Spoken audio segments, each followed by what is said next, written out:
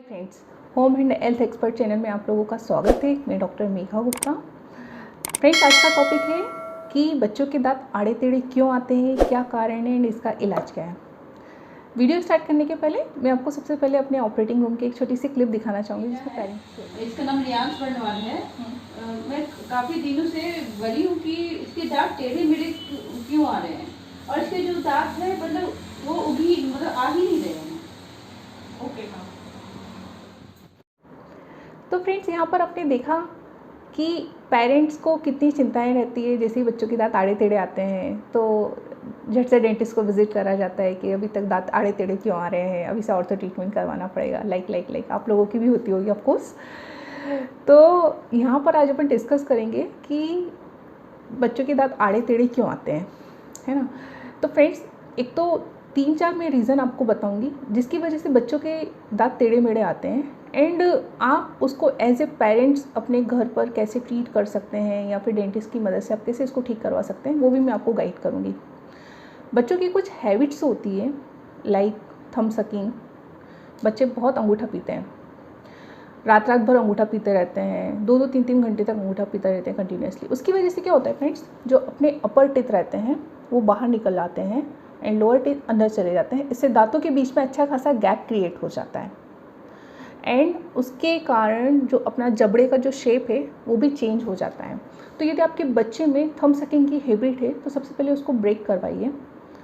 घर पे बहुत सारे घरेलू उपचार आते हैं जो आप उसको ट्राई कर सकते हैं, आपकी दादी नानी बता देगी। बट एज ए डेंटिस्ट यदि मैं बात करूँ तो friends, thumb sucking breaking appliances आते हैं जो थंब सकिंग की जो हैबिट रहते हैं उसको ब्रेक करते हैं। आप किसी भी डेंटिस्ट की मदद से इसको आप बनवा सकते हो ताकि ये बच्चे की थंब सकिंग की हैबिट छुड़ाने में मदद करें। बहुत सारी बार बच्चों में टंग थ्रस्टिंग की हैबिट्स देखी जाती है, उसकी वजह से भी बच्चों के इसमें स्पेसिंग आती है, तो उसको भी आपको ब्रेक करवाना ज़रूरी है।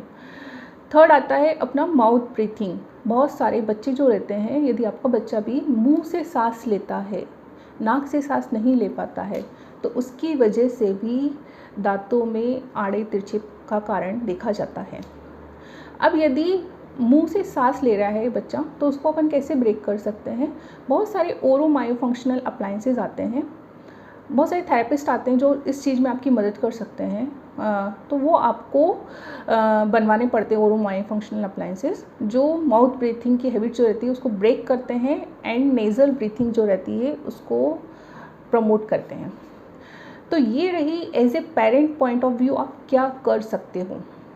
अब मैंने यहाँ पर आपको एक चार्ट शो किया हुआ है जो कि आपको दिखाएगा कि बेबी टिथ जो रहते हैं वो किस एज में आते हैं एंड परमानेंट टिथ जो रहते हैं वो किस एज में आते हैं। तो जनरली जो बेबी टिथ रहते हैं वो अपने 6 मंथ से स्टार्ट होते हैं एंड 3 ईयर्स तक पूरे कम्प्लीटली आ जाते हैं। एंड जो परमानेंट टिथ रहते हैं वो 6 ईयर ऑफ एज से आना स्टार्ट होते हैं एंड 13 ईयर्स की एज तक कम्प्लीटली वो आ जाते हैं। तो फ्रेंड्स, यहाँ पर जो 6 to 12 ईयर्स का जो टाइम पीरियड रहता है वो अपना मिक्स डेंटिशन टाइम पीरियड रहता है। इस एज में बच्चों के दांत पूरे आड़े टेढ़े दिखाई देंगे एंड इसी टाइम पीरियड पे पेरेंट्स की जो चिंताएं रहती है ना वो बहुत ज़्यादा बढ़ जाती है ना। अब आते हैं यहाँ पर कि यदि आपके बच्चे का नॉर्मल डेंटिशन है, कोई भी उसको हैबिट्स वगैरह नहीं है एंड ऑटोमेटिकली हर दांत का एक टाइम पीरियड रहता है, उस पर जो बेबी टिथ रहता है, डेसिडुअस टिथ रहता है, ऑटोमेटिकली फॉल होगा, ऑटोमेटिकली गिरेगा और उसकी जगह पर जो नीचे से परमानेंट टिथ आना चाहिए वो आएगा। उसके लिए आपको चिंता करने की कोई बात नहीं है। यदि आपके बच्चे का नॉर्मल डेंटिशन है तो कोई डेंटिस्ट को भी विजिट करने की ज़रूरत नहीं है, बस आपको टाइम देना पड़ेगा। At the age of 12 to 13 years तक आपके सारे बच्चे के परमानेंट टिथ आ जाएंगे। बट एज ए पेरेंट यदि आप नोटिस करते हो कि आपके बच्चे के डेसिडुअस टिथ नहीं गिर रहे हैं, है ना, या वो अपनी जगह पर बने हुए हैं और आगे और पीछे से परमानेंट टिथ आ रहे हैं एंड उसका जो मैंने आपको चार्ट बताया है उसका टाइम पीरियड भी पूरा हो चुका है डेसिडुअस टिथ को गिरने का, फिर भी यदि वो नहीं गिरे हैं, इन दैट कंडीशन आपको डेंटिस्ट को विजिट करना पड़ता है ना। तो वो जो रिटेन डेसिडुअस टिथ रहते हैं उसको निकालना पड़ता है ताकि परमानेंट टिथ को आने का स्पेस मिले। ये रहा था अपना पहला कारण डेंटिस्ट पॉइंट ऑफ व्यू से। सेकंड कारण रहते हैं, बहुत सारी बार सुपरन्यूमरी टीथ देखा जाता है। सुपरन्यूमरी टीथ मतलब एक्स्ट्रा टीथ रहते हैं, यदि वो भी रहते हैं तो वो भी परमानेंट टीथ के इरप्शन को डिले करते हैं। तो इन दैट कंडीशन यदि कुछ सुपरन्यूमरी टीथ वगैरह रहते हैं तो उसको भी अपने को रिमूव करवाना पड़ता है। कितनी बार देखा जाता है कि डिलेड टीथ इरप्शन रहता है। डिलेड टीथ इरप्शन क्यों हो रहा है उसके लिए डेंटिस्ट खुद एक एक्सरे कर लेते हैं। तो यदि कुछ कारण रहता है तो डेफिनेटली वो उसको बताते हैं ताकि उसको अपन दूर कर सकें।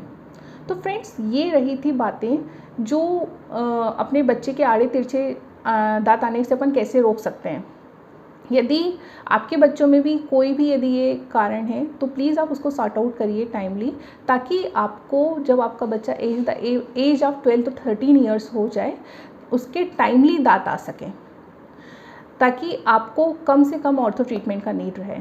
एक बार जब पूरा परमानेंट डेंटिशन आ जाता है 12 to 13 ईयर्स की एज में, तब आपको उसके बाद ही आप ऑर्थो ट्रीटमेंट करवा सकते हैं। तो उसके पहले आपको चिंता करने की कोई वो नहीं रहती है कि ऑर्थो ट्रीटमेंट कब करवाना चाहिए कब नहीं करवाना चाहिए। जब तक अपना मिक्स डेंटिशन का टाइम पीरियड पूरा नहीं होगा तब तक ऑर्थो ट्रीटमेंट नहीं करा जाता है। At the age of 12 to 13 years अपने को लगता है कि बच्चे के दांत फिर भी आड़े तिरछे हैं तो आपको डेंटिस्ट को विजिट करना पड़ेगा। वो आपको प्रॉपरली पूरा गाइड करेंगे एंड बहुत अच्छा रहता है यदि अपन अर्ली एज में अपन ट्रीटमेंट स्टार्ट करवा दे तो, क्योंकि इस टाइम पे क्या रहता है, बच्चों की जो हड्डियाँ रहती है वो काफ़ी नरम रहती है एंड जो टूथ का मूवमेंट रहता है वो बहुत फटाफट होता है। तो उसके कारण जो अपना ट्रीटमेंट का टाइम पीरियड रहता है वो बहुत कम लगता है एंड ऑफकोर्स कॉस्ट भी कम बैठती है यदि ट्रीटमेंट टाइम पीरियड कम रहेगा तो फ्रेंड्स, ये थी मेरी सारी बातें। यदि आपको पसंद आई हो तो लाइक सब्सक्राइब करना मत भूलिएगा एंड यदि चैनल पर नए हो तो सबसे पहले सब्सक्राइब बटन दबाना है विथ बेल आइकॉन, ताकि आपको मेरे लेटेस्ट वीडियो की ऐसे ही सबसे पहले इन्फॉर्मेशन मिलती रहे।